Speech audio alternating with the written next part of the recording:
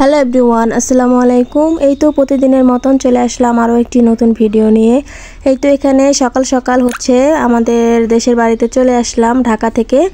আর এই তো এখানে বাড়িতে চলে আসছি, আর এসে হচ্ছে সকালে নাস্তাটা করে নেব।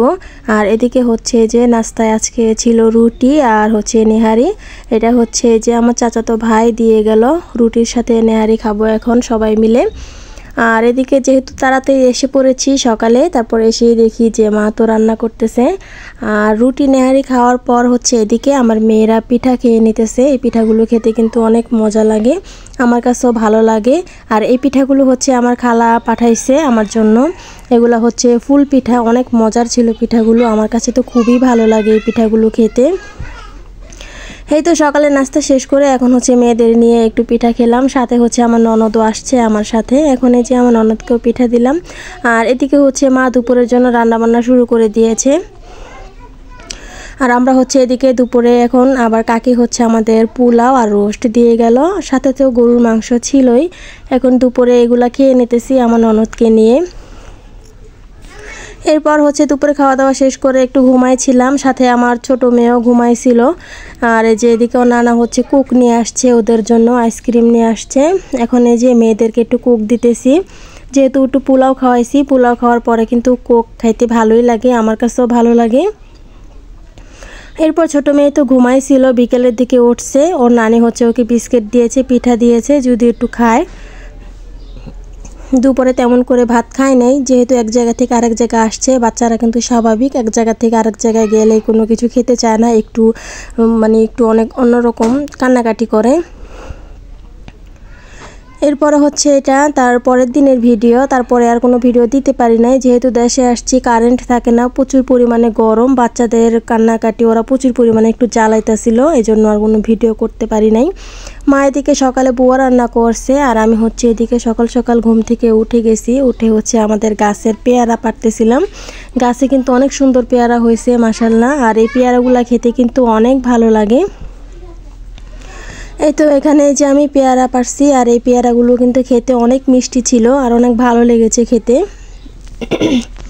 ঢাকা থাকলে কিন্তু কোনো কিছুই তাজা খাবার খেতে পারি না, তবে দেশের বাড়িতে কিন্তু সব কিছুই টাটকা টাটকা সবজি ফল সব কিছুই খাওয়া যায়। এরপর হচ্ছে যে মেয়েদের জন্য নুডলস রান্না করেছি, ডিম সিদ্ধ করেছি আমি, আর মা হচ্ছে ওদিকে বউয়া রান্না করেছে, ভর্তা করেছে। এই তো এখন হচ্ছে এই যে সকালে নাস্তাটা করে নিতেছি। এটা ছিল খুদের বউয়া, আর সাথে আমি ভর্তা নিই নাই, ভর্তা বানাইছে শুটকি ভর্তা। আমি হচ্ছে এখন গরুর মাংস দিয়ে আর বউয়া দিয়ে খেয়ে নেব।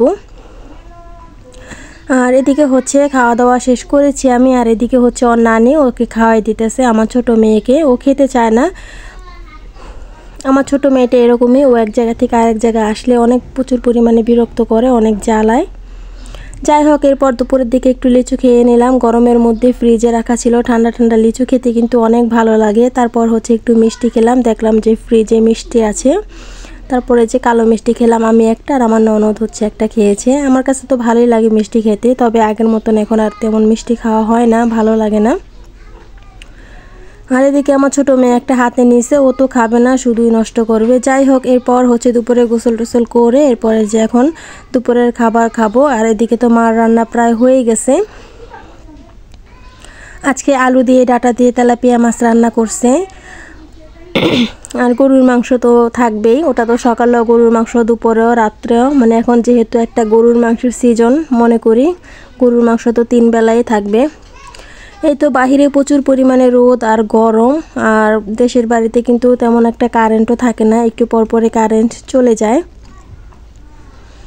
আর এই তো এখন দুপুরের খাবারটা খেয়ে নিতেছি, অনেক মজার ছিল, আলু দিয়ে ডাটা দিয়ে তেলাপিয়া মাছ। আর এখানে যে গরুর মাংস ছিল, গরুর মাংস তেমন একটা খাই না। যাই হোক, এই তো আজকের ভিডিওটা এ পর্যন্ত। যদি ভালো লেগে থাকে অবশ্যই লাইক কমেন্ট সাবস্ক্রাইব করে দিবেন। আল্লাহ হাফেজ।